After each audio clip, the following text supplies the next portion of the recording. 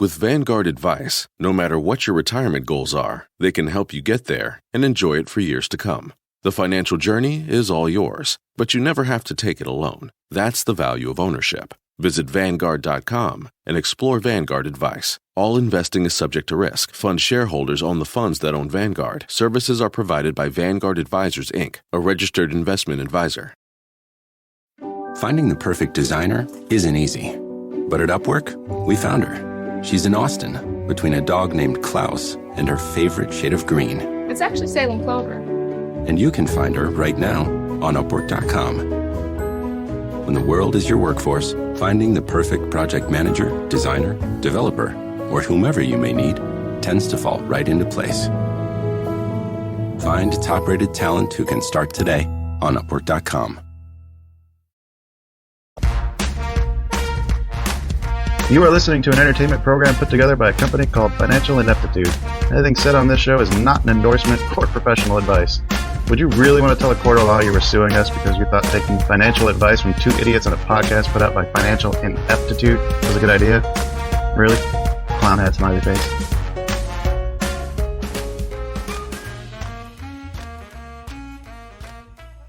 Hello and welcome, everybody. Welcome to the China Shop. You've made it here. If you've been here before, welcome back. If it's your first time, welcome. I know I'm more excited about the first-time listeners. Apologies, listeners coming back. I'm old hat. Got to spice it up for me. Kyle, I'm Shopkeeper Dan. How are you doing today? I'm fine. I like our steady core. I'm a steady Eddie kind of guy. I'm not a fan of change. Oh, okay. No, I'm just kidding. I do like change too. All right. We love everybody here. Yeah. We're just playing around. Equally. We have no favorites. Right. Big boobs, little boobs. I love you all. Call our listeners boobs. Oh, I was referring to tits and breasts, Kyle. Oh, gotcha. Should we talk about actual news? Oh, my goodness. Yeah, let's talk about some news. Because that's not news. We'll just skip the two fools trading information. What? Two fools trading information. I'm inclined to agree. Two fools trading information. That is accurate. Very accurate. What information? Oh, Kyle, I think you got the big story to lead off with. Should we lead off with that one or the SEC one? I think the SEC one segues nicely into mine. Oh, you want me to talk first? I think you should talk first. Okay, well, SEC Chairman Gary Gensler, chairperson, is being accused of market manipulation. Now, this story's a little hard to parse because there are multiple news outlets reporting on it, but it also, when I read through them, looks like it's a bit of an echo chamber where one person reported a story and everybody just copied them. Well, there's also multiple allegations too. Like there's the petition, and then there's another. I'll let you tell the story because it's your story. But yeah, I was having trouble following it too. Yeah, the Change.org petition was started against him to get him to resign. He's been alleged to have been shorting GameStop and AMC through his holdings in BlackRock and Vanguard. So this may be my brain putting more into it than actually exists, but I believe the idea would then be he wasn't doing enough to stop or punish Citadel Securities and the Citadel market maker folks because he was profiting off of what they were doing. It's funny that the Change.org petition didn't really seem to mention that. I pulled up the actual petition, and it was just saying that, yeah, he didn't do enough to protect retail investors from the they called it crypto-based or crypto-focused stocks, which I'm not sure why they did that, because GameStop and AMC are not crypto-focused. No, they are not. Also, what's the title of the petition on Change.org? I thought it said fire Gary Gensler. As SEC chairman for obstruction of justice. Yeah. So there you go. But if he really was shorting these stocks while he was the SEC chair, that kind of is a big deal. Like, why is the SEC chairman allowed to invest or trade individual securities when we're already pissed at Congress for being able to do the same thing? Doesn't he have access to information or the ability to make things happen? Like, hey, I want to, I have a short position on this company. Why don't we open up an investigation? Yeah. Right? There should be severe conflicts of interest in that. Big time. Well, apparently, according to a tweet from Crypto Law at Crypto Law US, just added to our document library the Gensler files, publicly available records detailing Gary Gensler's current wealth at over $100 million, and key public calendar entries while SEC chairman. So I guess there is some sort of paper trail you can go check out if you're really that interested. But if there are receipts, you're right. Like if he's shorting things, there's a big conflict there. Right. And trading anything. Well, remember, it's maybe dating us, but it's like Babe Ruth. Not Babe Ruth, sorry. What was his name? God damn it. I don't remember Babe Ruth. Pete Rose. Yes, Babe Ruth, back in the day, seeing him play was really something. No, Pete Rose was famously gambling. Right.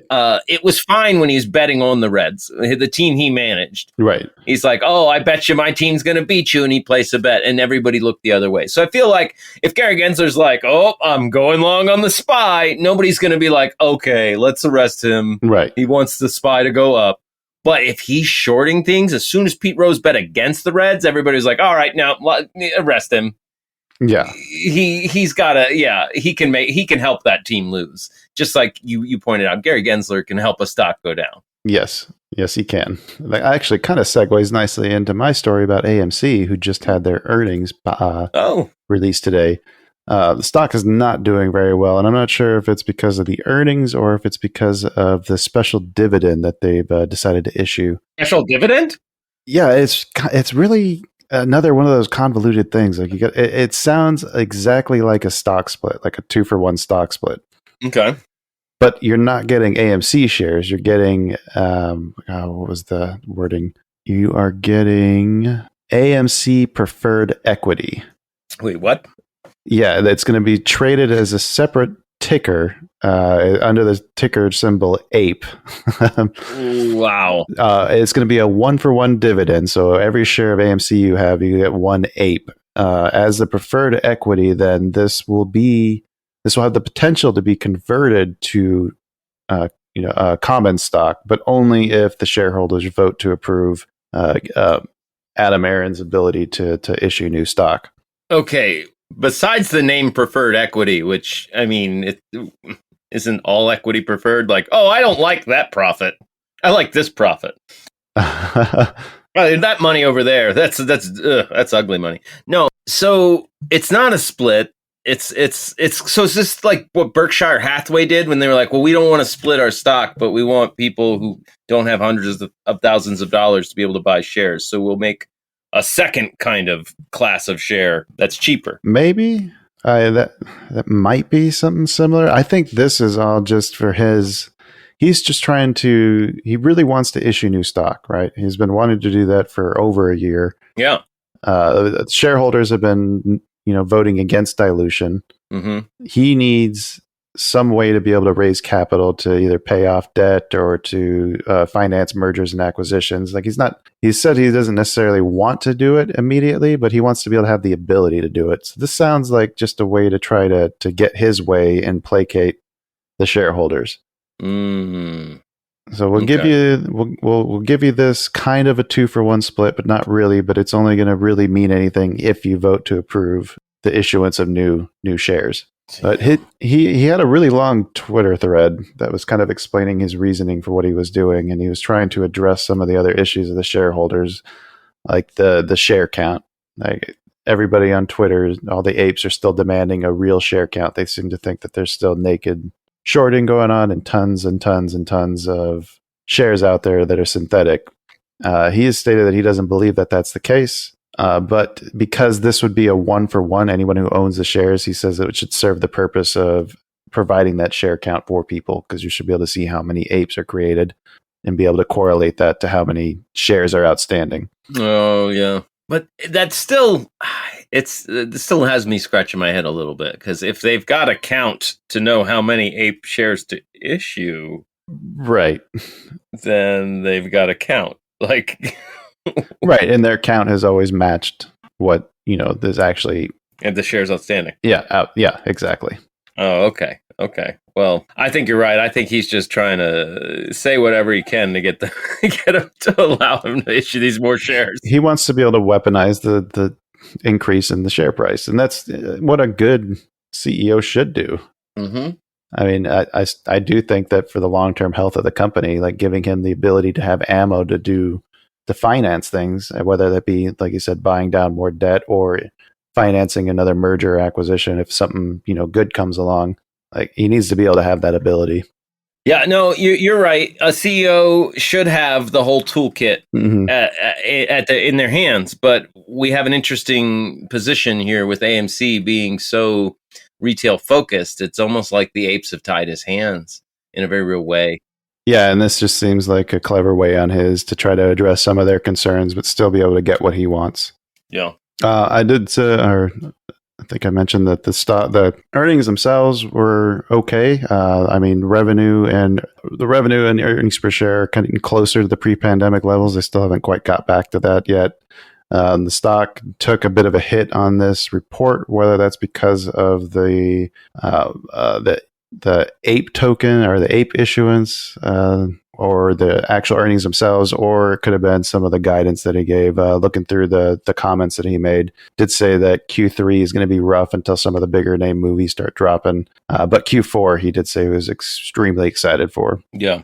So be interesting to see how this goes. So people on record as of, I think, the 19th should be eligible for this preferred dividend. Yeah. And I think it'll be trading on the 22nd, I think is what I saw. So the dividend shares, right, is that's an accurate we can call them that. That's a good nickname.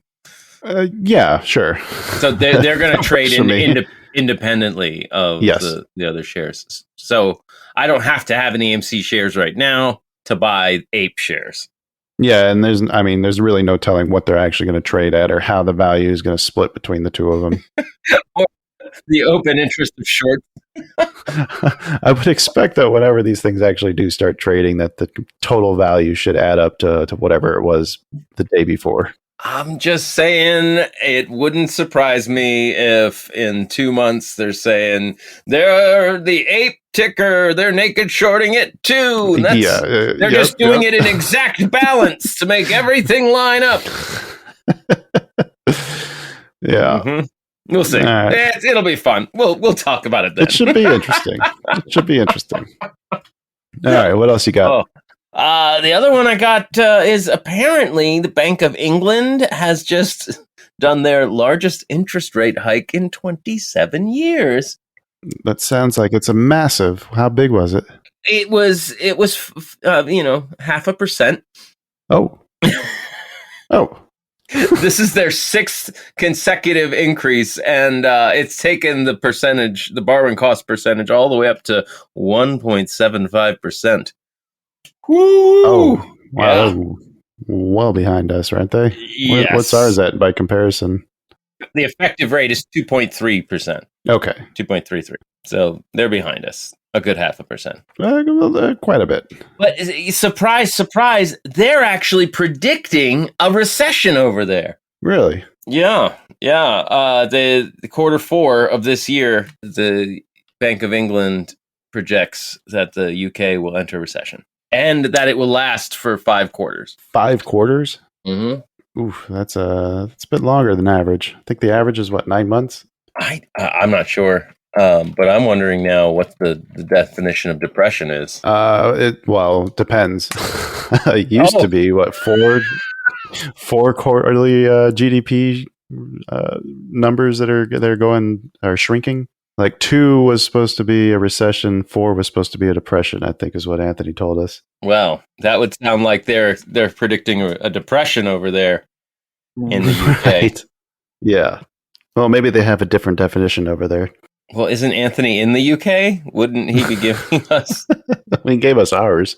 Depressions are often, according to Investopedia, depressions are often identified as recessions lasting longer than 3 years or resulting in a drop in annual GDP of 10%. Okay. So what was the other number then? Recession and then... So that would be 12 quarters? Yeah, that's... or 10% of the GDP. Big numbers. I hope that doesn't happen. You and me both. Did you have any other stories? Yeah, I had another one. It looked like mortgage rates have been.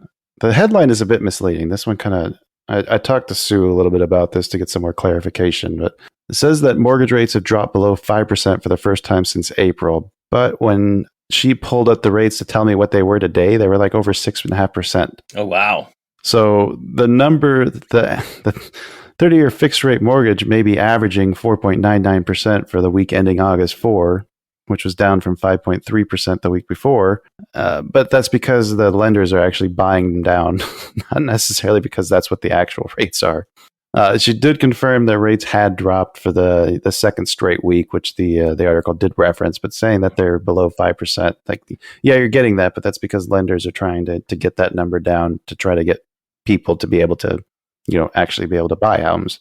Right. They're cutting into their own piece of the pie to entice, because demand has dwindled, I'm assuming, with the higher rates. Yes, it has. The real question is going to be what this does to inventory, because like the sales of both new homes and new constructions and existing homes have fallen in recent months. Mm-hmm. That's not really seeing the increase or the easing of the actual supply, because the people who are putting their houses on the market, they've seen that they maybe have missed the peak and have decided, maybe I'll wait to sell. Yeah. So according to Realtor.com, they said that homeowners with equity may not be compelled to sell in this slower market with higher financing costs. Right. Because people aren't fighting over and making bidding wars driving up the price. Right. And actually the prices have been coming down even too. But the problem is, if you look at what, the rates were back when they're average like around 2.77%, you'd have an interest rate or a monthly mortgage payment of $1,277 and a $390,000 home. Mm-hmm. If you put 20% down. That same home at 4.99% is almost $400 more a month. Oof. Wow. And that's just interest. Yes, that is just the interest over 30 years too. Yeah. So let's see, 400 times 30. That's $150,000. Yes, it is. Just shy, but yeah. Oh, forgive my mental math rounding it up. It's pretty close. That's pretty good. I was actually impressed. Okay, well, I'm drinking. You wouldn't have gotten a point on DQ, yeah. So yeah, the article is trying to come out and spin it as like this is a positive indicator that counterbalances some of the talks of the looming recession, but I don't know if I buy that. I mean, we've seen some other numbers that I think we talked about earlier in the week that make it look like maybe this is more of a unique situation, but now it's starting to look like maybe all these publications are trying to paint a rosier picture than actually exists. To keep the panic from setting in. Right. Like I talked about in last week's episode, I really think that they're just going to delay announcing that we're in a recession until things are improving. or we're actually in a depression. Right. A new president takes over. When we get a regime change, then everyone will be blaming the other group. Right. Hey, I didn't pull up one of the articles, but gas prices are going down. Right.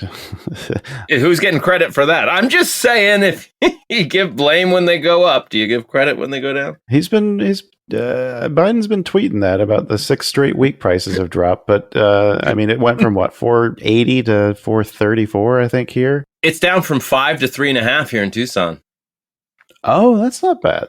Yeah, in fact, I was kicking myself because I gassed up last week when it was 4.5. And I saw the prices today and went, damn it! I still have half a tank, you bastards. I was kicking myself for not filling up my tank earlier when I was in Wisconsin when it was 380 instead of 434 here. Right? Yeah. So yeah, prices have come down, but I mean, they're still quite elevated from where they were when he took over. Yeah. Fair enough. It's all about... Right, but, the abusive boyfriend is hitting less now than he was hitting before. Doesn't he get credit for that? Yeah, he does, I guess. Only one black eye instead of 2 black eyes and a busted nose. Right. Oh, boy. Are we getting in trouble yet? Have we been shut down? Not quite yet. They're knocking, though. Oh, okay. All right. Oh, Kyle, this has been fun. Yes. But I think we got to close up shop. Yeah, we got to get ready to do this again tomorrow, huh? That's right. We coming at you tomorrow with a full-length episode. Gonna find out how those bet picks did. Flary's been tracking those with great gusto. Yeah. Thank you, Flary. All right. But thanks for sticking around, folks. We appreciate it. We'll be back at you soon, but we got to close up shop. We'll see you next time. Until then, happy trades. Goodbye.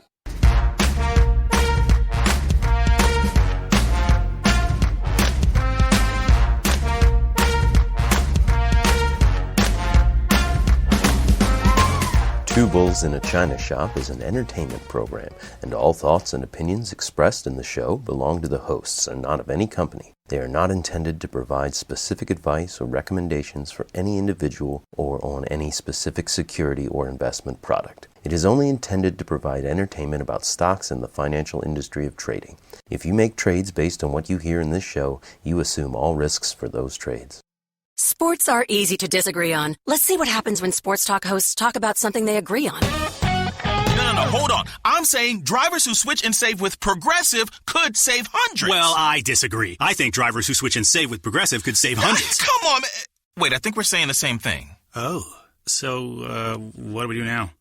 Everyone agrees that drivers who switch and save with Progressive could save hundreds. Progressive Casualty Insurance Company and Affiliates. National average 12-month savings by new customer surveyed who saved with Progressive between June 2020 and May 2021. Potential savings will vary.